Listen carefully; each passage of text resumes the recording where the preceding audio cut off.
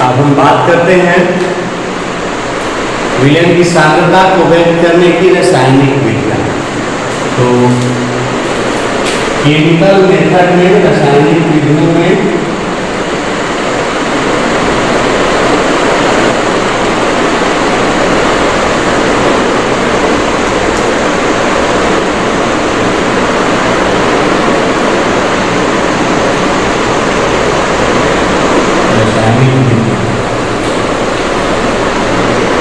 पहली विधि है इसमें मोलरता।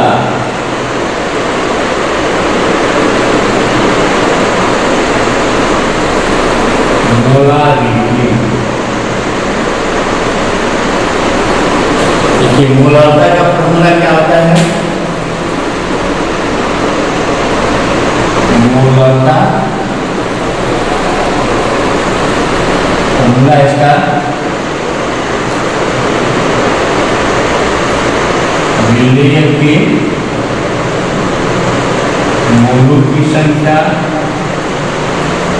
विलयन के मोलों की संख्या बटे में विलयन का आयतन लीटर, विलयन का आयतन लीटर। ये फॉर्मूला है मोलरता का। क्योंकि इकाई क्या होगी? मोलों के लिए मोल बटे में, बटा के लिए प्रति, आयतन किसमें है? इकाई क्या होती है? मोल प्रति लीटर। देखिए डेफिनेशन कैसे देखेंगे इस फॉर्मूला को देख करके। विलयन का आयतन, विलयन का आयतन 1 लीटर बटा के लिए उपस्थित, विलयन का आयतन 1 लीटर में उपस्थित विलय के मोलों की संख्या को मोलरता कहते हैं। इसे कैपिटल M द्वारा सूचित किया जाता है। इसकी इकाई मोल प्रति लीटर होती है। चूंकि मोलों की संख्या, मोलों की संख्या की फॉर्मूला क्या आता है? विलय के मोलों की संख्या,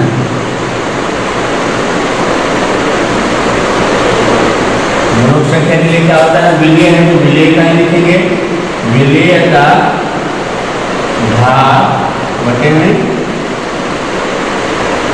विलय का अनुभाग। मोलों की संख्या के लिए फॉर्मूला होता है भाग बटे में अनुभाग। विलय है तो विलय लिखेंगे, विलायक होगा तो विलायक। अब इसका मैथमेटिकल हम देखें कैसे हम लोग फॉर्मूला प्राप्त कर लेंगे। इसमें आपको मोलरता ज्ञात करने के लिए 3 चीज का आवश्यकता होगी: विलय का भाग, विलय का अनुभाग और विलयन का आयतन। ये 3 चीज रहेगा तो हम लोग मोलरता ज्ञात करेंगे। आपका भाग प्रश्न में रहेगा, क्वेश्चन में अनुभाग ज्ञात कर लेंगे, उसके अनुसूत्र से आयतन भी प्रश्न में रहेगा। तो देखिए जैसे हम इसका मैथमेटिकल ढंग प्राप्त करते हैं, इसके बाद आपको हम बताएंगे कि कैसे क्वेश्चन को हल किया जाता है। इसे मान लिया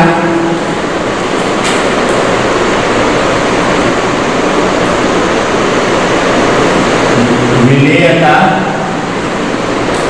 भाग बराबर W, विलय का अनुभाग बराबर MW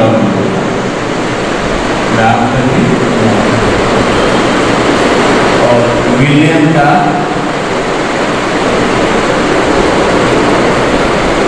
आयतन V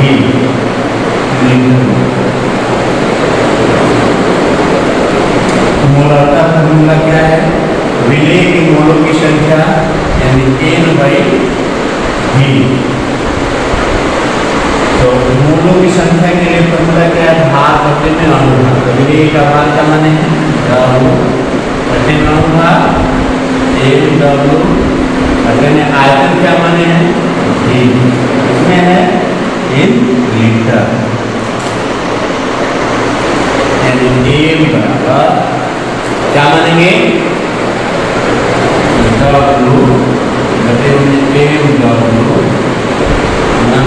भी तब इन लीटर। यही यदि आयतन मिलीलीटर में हो जाए तो क्या करेंगे, आयतन में 1000 से भाग करेंगे तब वो किससे बदलेगा, लीटर में। तो क्या हो जाएगा, m बराबर W गुणा में 1000 mW भी तब इन मिलीलीटर, जब मिलीलीटर में रहेगा तब। ये हो गया आपने गुणवत्ता को ज्ञात करने के लिए फॉर्मूला। एक है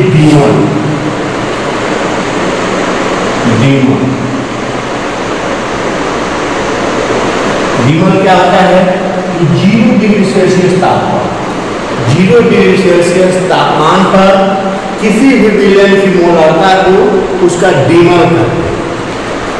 यानी 0 डिग्री केवल तापमान रहेगा, मोलारता को क्या कहते हैं, डीमोल करते हैं।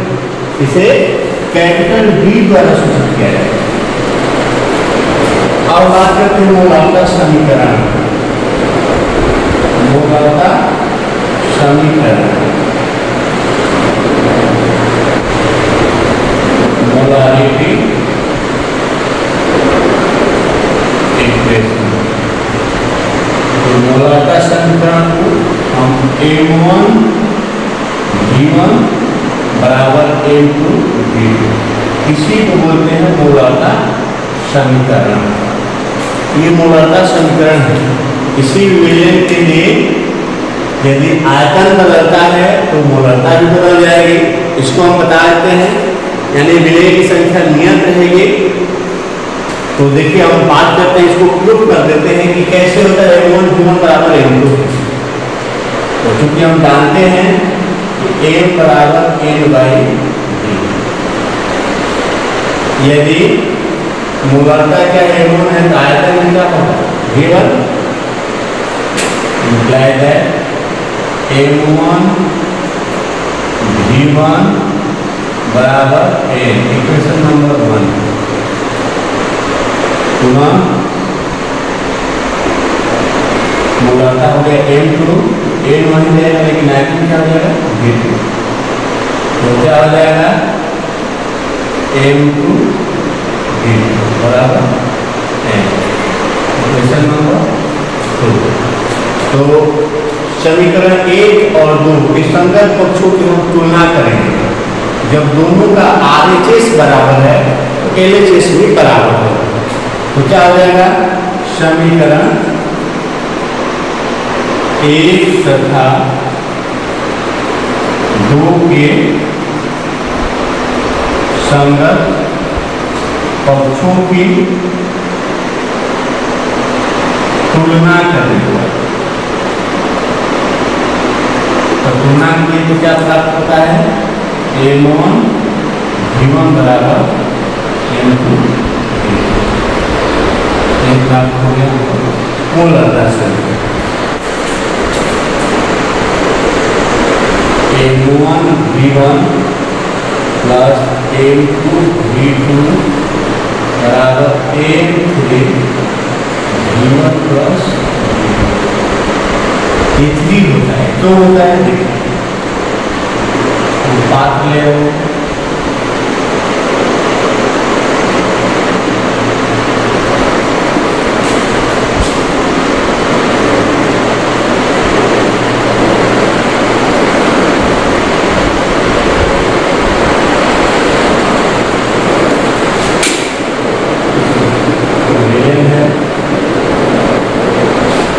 मोलारता है M1, आयतन है V1, इसकी मोलारता है M2, आयतन है V2। जो ये बनेगा इसकी मोलारता हो जाएगा M2, लेकिन आयतन होगा V1 प्लस V2। क्यों होगा देखिए,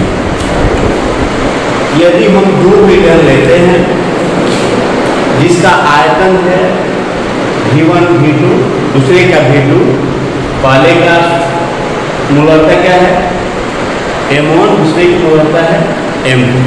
तीसरा जो मिश्रण से बनेगा उसकी मोलारता होगी M3, लेकिन आयतन जो है दोनों के योगफल के बराबर है। जैसे मान लीजिए कि हम दो शरबत लेते हैं, दो प्रकार, एक मीठा थोड़ा कम है, एक मीठा थोड़े अधिक है, ज़्यादा है। पहले के लिए मान लेते हैं कि हम आयतन लेते हैं 500 मिलीलीटर, और दूसरे का आयतन हम ले लेते हैं 200 मिलीलीटर। ये वाला मान लीजिए कि ज़्यादा मीठा है, यानी मोलरता अधिक है, तो इसकी मोलरता क्या है, कम है। तो ये जो तीसरा का विलयन बनेगा, इसका स्वाद जो होगा, तीसरे का स्वाद इन दोनों के स्वाद से अलग होगा। यानी कि जो कम है मीठा उससे ज़्यादा मीठा हो जाएगा, जो अधिक है उससे कम होगा। यानी कि इनका जो स्वाद है ये दोनों से क्या होगा, भिन्न होगा, न कि दोनों के जो फल के बराबर होगा। समझ में आ रही बात? तो इसलिए इसका जो मोलरता होता है वो हो जाएगा M3, लेकिन आयतन जो है दोनों के जोड़फल के बराबर नहीं होगा, तीसरा कोई आयतन नहीं मिलेगा। यानी कि इस विलयन का आयतन जो होगा 700 मिलीलीटर ही होगा। अच्छा ना गई? क्लियर है? कोई दिक्कत?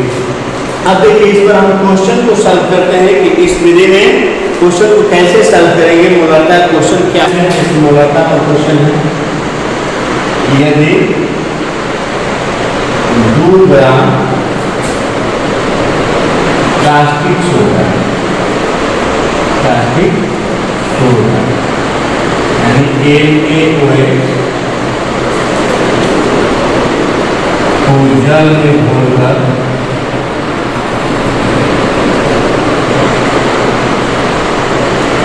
एक विलयन तैयार किया गया, एक विलयन तैयार किया गया।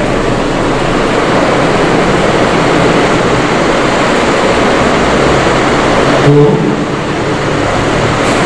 इस विलयन की मोलरता क्या है? इस विलयन की मोलरता क्या है? जब विलयन का आयतन 200 मिलीलीटर प्रश्न में दिया गया है, प्रश्न को समझिए। यदि 2 ग्राम कास्टिक सोडा को जल में घोलकर एक विलयन बनाया गया है, तो इस विलयन की मोलरता क्या होगी जब विलयन का आयतन 200 मिलीलीटर। तो प्रश्न में देखिए क्या क्या दिया है, विलयन यानी कि कास्टिक सोडा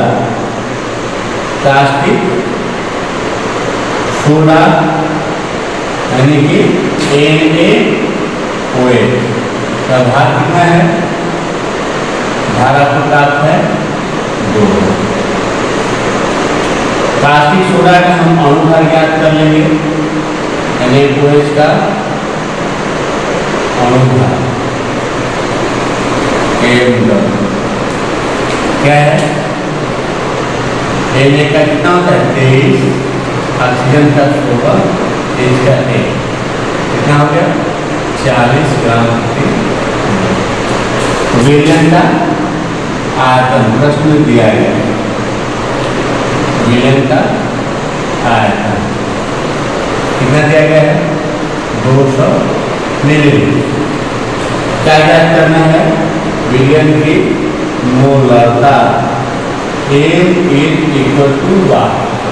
चूंकि हम फॉर्मूला जानते हैं मिलीलीटर वाले के लिए, क्या जानते हैं, M बराबर W गुना में 1000 बटे में MW गुना में V, तब M मिलीलीटर, तब मिलीलीटर में रहेगा। तो इस पर हम मान वैल्यू लिखते हैं, सब रख देंगे, कब कर देते हैं। M बराबर W का मान कितना है 2, फॉर्मूला से गुणा में 1000 बटे में MW कितना है 40, आयतन कितना है 200, कैंसिल करते हैं,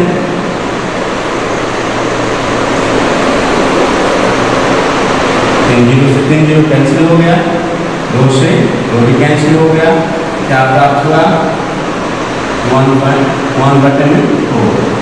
भाग करते हैं, बराबर कितना होगा 0.25, यानी क्या होगी मोल प्रति